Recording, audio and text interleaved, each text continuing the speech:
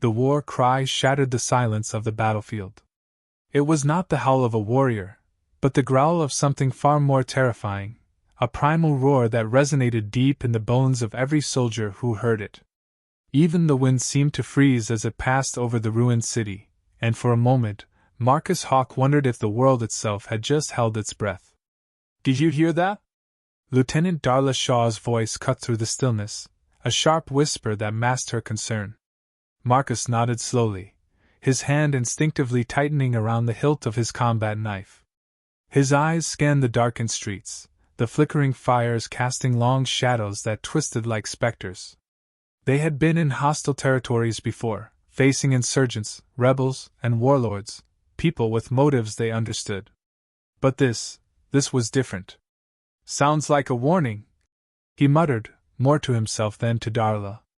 The wind shifted, carrying with it the scent of burnt metal and something else, something organic. The streets were eerily quiet, save for the occasional creak of collapsing buildings. The last few months of conflict had reduced the once thriving city to a labyrinth of decaying structures and empty alleys. It had been the perfect place for the catchers to lay low, to regroup. But now, every corner held danger. The catchers, the elite unit he commanded, were used to overcoming obstacles.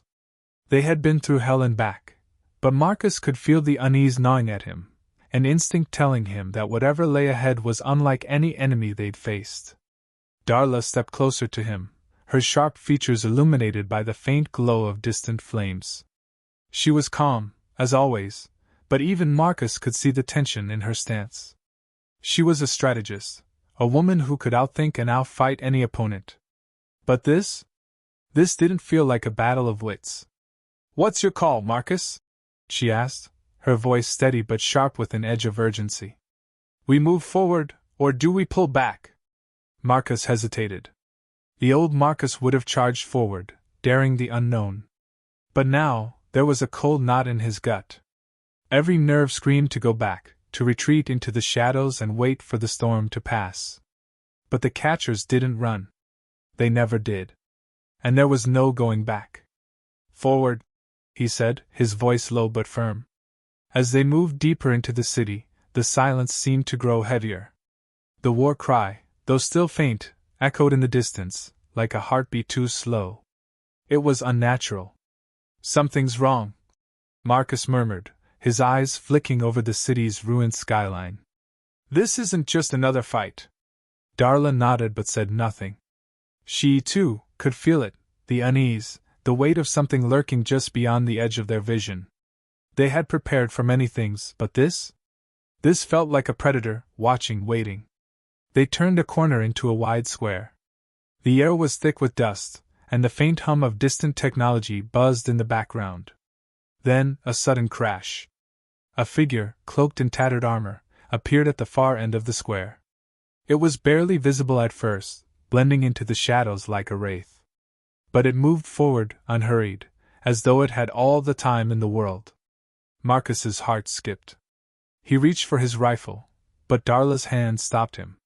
"Not yet," she whispered. "We wait. Watch." The figure took another step, and suddenly, the ground trembled beneath their feet. The war cry surged again, louder, closer. This time, it wasn't just an echo. It was real, tangible, like a force of nature. A growl, primal and raw, that sent a shiver down Marcus's spine. He knew then, this was no ordinary enemy. This was a force built not just on strength, but on fear. And if they weren't careful, it would consume them.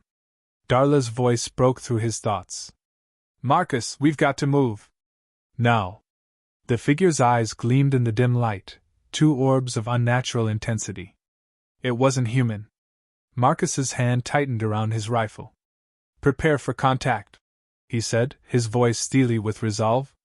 But even as the words left his mouth, he couldn't shake the feeling that they were about to step into something far darker than they had ever imagined. In the distance, the sound of the war cry rose again, and this time, it wasn't a warning. It was a promise. They weren't the hunters anymore. They were the prey. The figure in the distance didn't move. Its glowing eyes were fixed on Marcus and Darla, and for a moment, neither of them breathed. The air, thick with dust and uncertainty, felt as though it had solidified into something far heavier. Marcus could feel the weight of it pressing down on him. Darla's hand was still on his arm, her grip tight. "We need to fall back.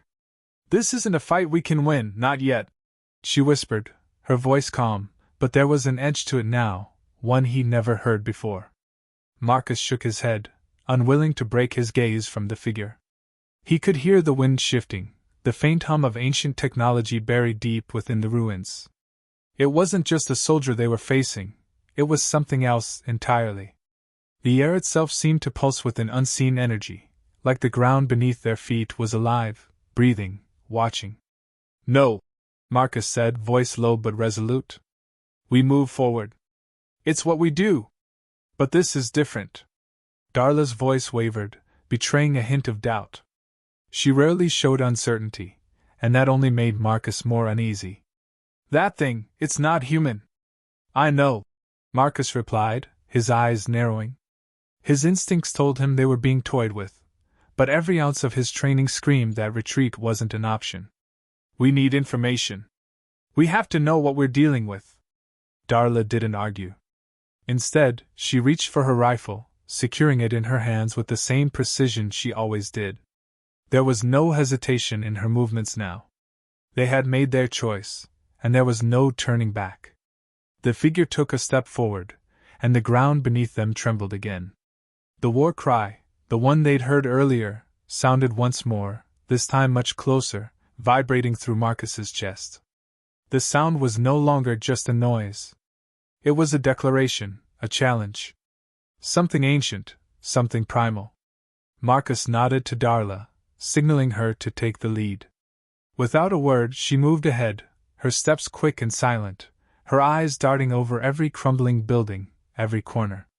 Marcus followed closely, his mind racing. Who, or what, could make a sound like that? And why? There was a purpose behind it, one that they had yet to uncover. They moved cautiously through the ruins, each step deliberate, as though the very ground might betray them. The city had once been a thriving hub of human innovation, its towering spires a symbol of mankind's dominance.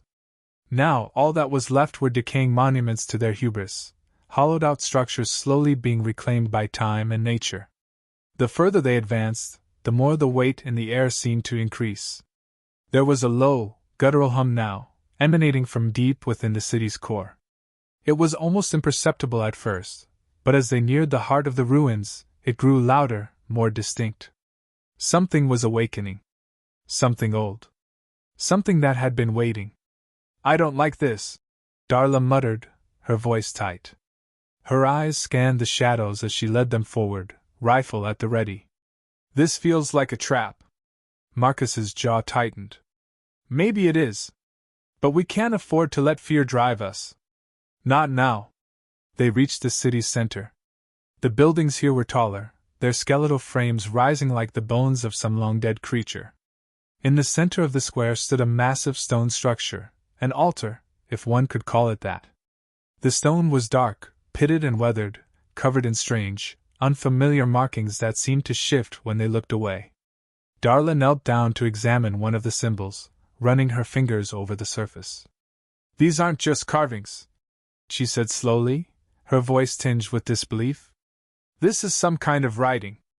But it's not from any civilization we know." Marcus stepped closer, scanning the surroundings. Something was off.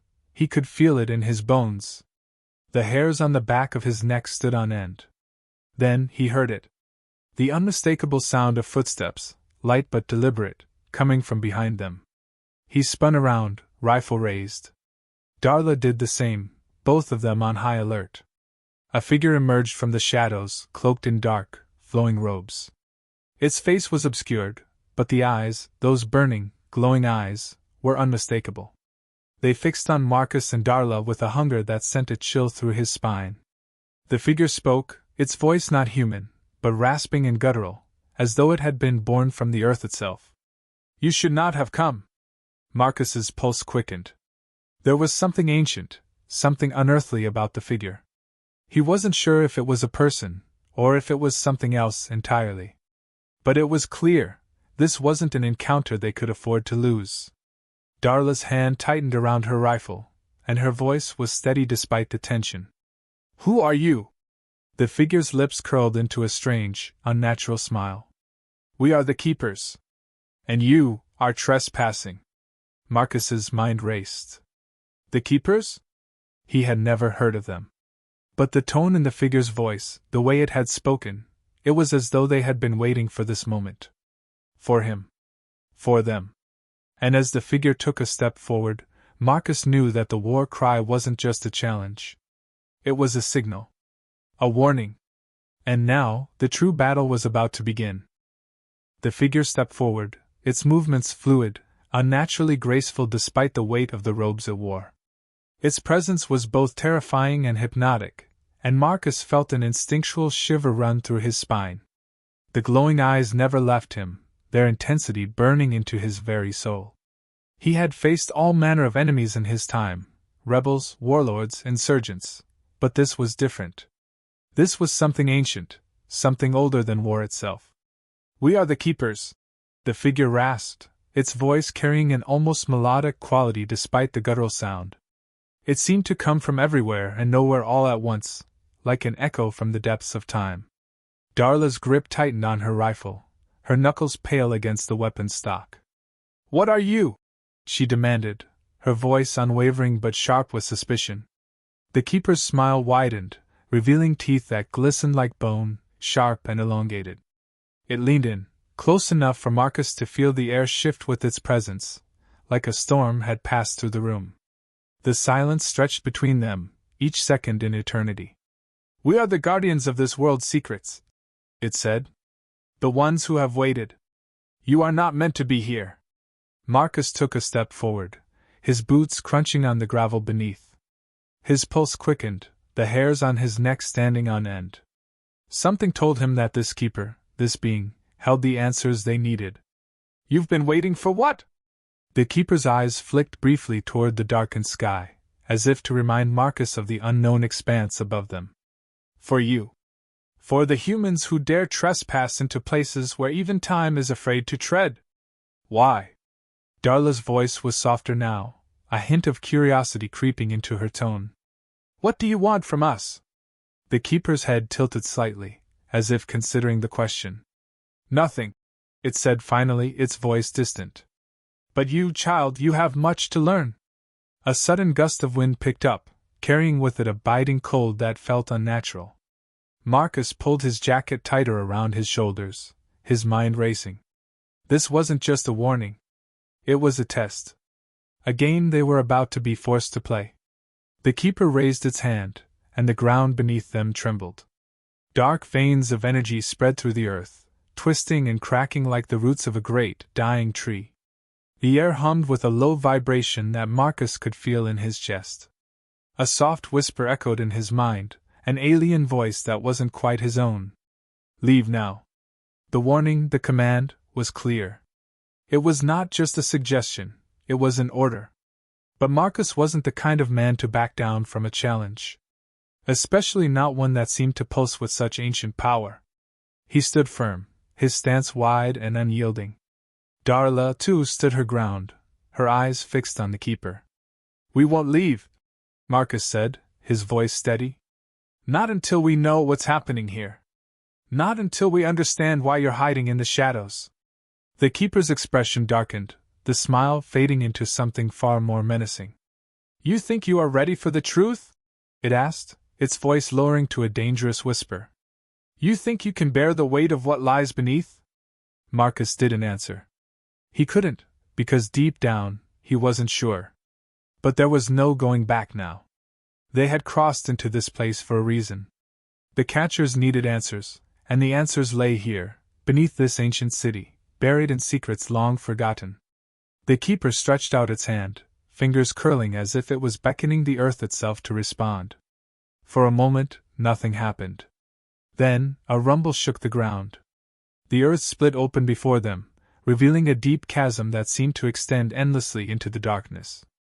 You are not the first to come, the keeper continued, its eyes burning with intensity. And you will not be the last. But those who seek the truth always pay the price. Marcus glanced at Darla, who was staring into the abyss with wide eyes. She wasn't afraid. She was studying it, calculating, as she always did. The look in her eyes told him she was already weighing their options, thinking of the next move. "What do you want from us?" she asked again, this time with less suspicion, more resignation. The keeper's voice echoed, filling the space around them. "Only that you understand the power you are toying with. And the cost of discovery." The ground shifted again, and Marcus felt a strange pull, like gravity itself was changing. He fought the urge to step back, his mind focused on the task at hand. There was a reason they were here, a purpose that had led them into this mess. He could feel it in his bones. "You'll find the answers you seek, but they won't be what you expect," the keeper warned. "They never are." With that, the keeper slowly began to fade into the shadows, its glowing eyes the last thing to vanish. The wind died down, the trembling of the earth subsided, and for a brief moment, everything was still. But the unease remained. The keeper's words hung in the air like a thick fog, impossible to ignore. Marcus knew the stakes had just risen. Whatever lay at the bottom of that chasm was no longer a mystery, it was a challenge. And Marcus wasn't about to walk away from it. Marcus stood at the edge of the chasm, the darkness before him swallowing all sound and light. His eyes strained against the blackness, but there was nothing to see. Nothing except the faint tremor in the air, the hum that echoed through his bones. It was a sensation more than a sound, something deeper than just the physical world. Darla stood beside him, her hand resting lightly on the weapon at her side, eyes narrowed as if she too could feel the unease crawling under her skin. "This is a trap," she murmured, her voice low, guarded. "It has to be." Marcus didn't answer right away. He was torn. Everything inside him screamed to turn back, to leave this cursed place, and never look back. But they had come so far. They had braved dangers, faced the unknown. And now, there was only one path forward. "You heard what it said," he said at last, his voice steady despite the turmoil inside. "We have to go down." Darla's eyes flicked to the yawning abyss in front of them, then back to Marcus, her gaze intense. She knew, just as he did, that there was no turning back. "Not now. We're not equipped for this," she replied, the practicality of her words grounding him. "No maps. No backup. Just a warning. The keepers want us to understand," Marcus said, his voice taking on a more determined edge. "And I'm not leaving without the truth." They both fell silent, the weight of the moment hanging in the air. Marcus could feel the eyes of unseen forces watching them, waiting for their next move. Every instinct in him screamed to run. But he knew deep down, this was the only way. This was why they were here. A faint crackling sound sliced through the air. The chasm beneath them shifted, pulling their attention. With a sudden, unnerving screech, the walls of the abyss began to glow, faint tendrils of light emerging from the depths, casting eerie shadows on the surrounding landscape. It wasn't natural, nothing about this place was. "Let's get this over with," Marcus said, tightening his grip on his sidearm. His heart beat faster now, the adrenaline coursing through his veins, sharpening his senses. Darla didn't hesitate. She stepped forward, cautiously at first, then more confidently as the ground beneath them seemed to stabilize. "Stay close," she said, her voice steady but laced with the hint of something unspoken. A warning. Together they descended, the ground smooth and cold beneath their feet. The deeper they went, the darker it became. The air grew heavier, thick with the sense of something ancient. Something that had not been touched for eons. "Do you feel that?" Marcus asked, his voice almost a whisper now. It wasn't just the oppressive weight of the darkness. It was something more, something in the air itself. Darla's gaze darted around, searching for any sign of movement. "Yeah," she said quietly. "It's like the world's watching us." As they descended, their footsteps echoing in the silence, Marcus found himself thinking of the keeper's words. The cost of discovery. The truth. But what truth? And at what cost? Every step seemed to take them further from safety, further from the world they knew. The light from the chasm's walls pulsed softly, casting an unnatural glow that revealed strange markings etched into the walls, symbols that Marcus couldn't recognize, though their shapes seemed to mock him. They twisted and spiraled in impossible patterns, like the language of the lost. "How far?" Darla asked, her voice barely above a murmur as she kept her eyes trained on the path ahead. "I don't know," Marcus replied. "But we have to keep moving." The hum of the earth seemed to grow louder as they ventured deeper, resonating in the bones of the cavern, making the air vibrate with an unnatural frequency. They came to a larger chamber, and as they entered, the hairs on the back of Marcus's neck stood on end. There, at the center of the chamber, stood a massive, pulsating structure. It was like nothing he had ever seen before. Its surface was smooth and shimmering, reflecting the light of their descent. But there was something dark about it. An oppressive weight that seemed to emanate from the structure itself, like a presence more real than anything else around them. "This is it," Darla said, her voice low with awe and fear. "This is what the Keeper was protecting." Marcus felt it too, a sense of dread that surged in the pit of his stomach. But as he stepped closer, he noticed something else. The structure, it was alive. The pulsing was not random, it was rhythmic, in sync with his heartbeat. It was drawing them in. A sudden thought struck him like a lightning bolt. The Keeper had warned them. They weren't supposed to be here. "I think this is more than just a structure," Marcus muttered, his mind racing. This is the source." Darla turned to him, her face pale but resolute. "The source of what?" she demanded. "Everything," Marcus said, his voice thick with realization. "Everything we've been searching for. And everything we've been warned against." He reached for the glowing surface, his fingers brushing it tentatively. The moment his skin made contact, a violent pulse of energy shot through his body, sending a shockwave that rattled the very foundation of the cavern. The lights in the chamber flickered, and for a brief moment, everything went silent. Then, something deep within the structure stirred. And that was when the true cost of discovery became clear. The world beneath their feet trembled, and the darkness rose.